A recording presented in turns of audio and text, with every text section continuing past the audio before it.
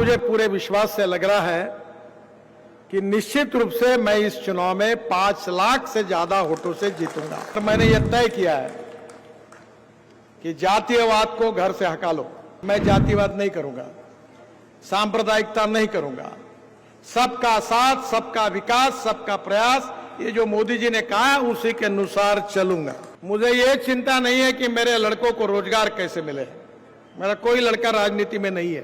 तुमको राजनीति में जाना है तो पोस्टर चिपकाओ, दीवालों पर रंग लगाओ और लोगों में जाओ। आपका ये प्रेम, आपका विश्वास, आज मुझे पूरे विश्वास से लग रहा है कि निश्चित रूप से मैं इस चुनाव में 5 लाख से ज्यादा वोटों से जीतूंगा।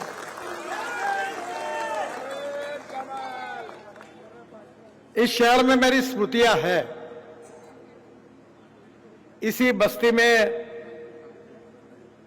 मुन्ना महाजन और उस समय हम सब युवा मिलके दीवारों पर लिखने का काम करते थे। यहां एक इम्प्रेस मिल की दीवार थी। मैं याद कर रहा था कि उसके ऊपर चूना लगाने का काम मैंने किया था क्योंकि मेरा हैंडराइटिंग बहुत खराब था। आप सब लोगों ने मुझे बहुत प्रेम दिया। ये जितनी बातें बताई जा रही है, मैंने टनल्स बनाए, एक्सप्रेस हाईवेज बनाई, बड़े बड़े ब्रिज बनाए, गंगा पर 11 ब्रिज बनाए, ब्रह्मपुत्रा पर बनाए, वर्ल्ड के 7 रिकॉर्ड हुए। पर ये सब काम मैं इसीलिए कर सका कि आप लोगों ने मुझे जो प्रेम दिया, विश्वास दिया और समर्थन दिया, उसके कारण। अगर आप नागपुर में,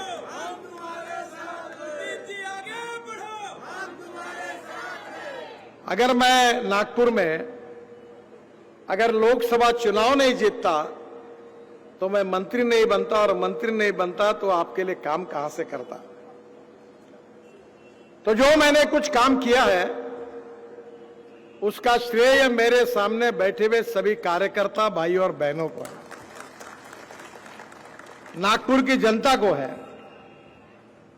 और इसलिए मैं दुनिया में कहीं भी जाता हूं तो नागपुर को कभी भूलता नहीं हूं, न कभी भूलूंगा।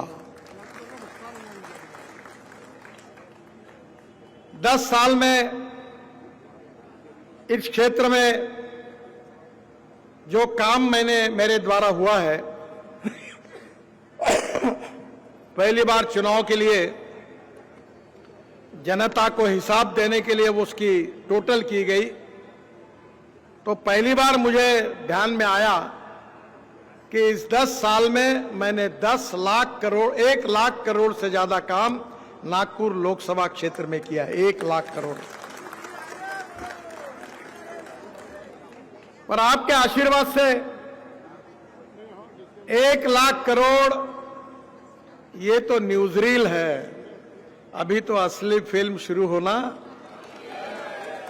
और काम करेंगे और तुम्हारे हमारे सबके नागपुर को दुनिया की पटल पर ले जाएंगे। देश का अच्छे शहरों में नहीं तो दुनिया के अच्छे शहरों में नागपुर लेकर जाएंगे, ये मैं आपको वचन देता हूं। मुझे ये चिंता नहीं है कि मेरे लड़कों को रोजगार कैसे मिले। मेरा कोई लड़का राजनीति में नहीं है। और मैंने उनको कहा था कि मेरे पुण्याई का उपयोग करके तुम राजनीति में जाओ मत। तुमको राजनीति में जाना है तो पोस्टर चिपकाओ, दीवालों पर रंग लगाओ और लोगों में जाओ।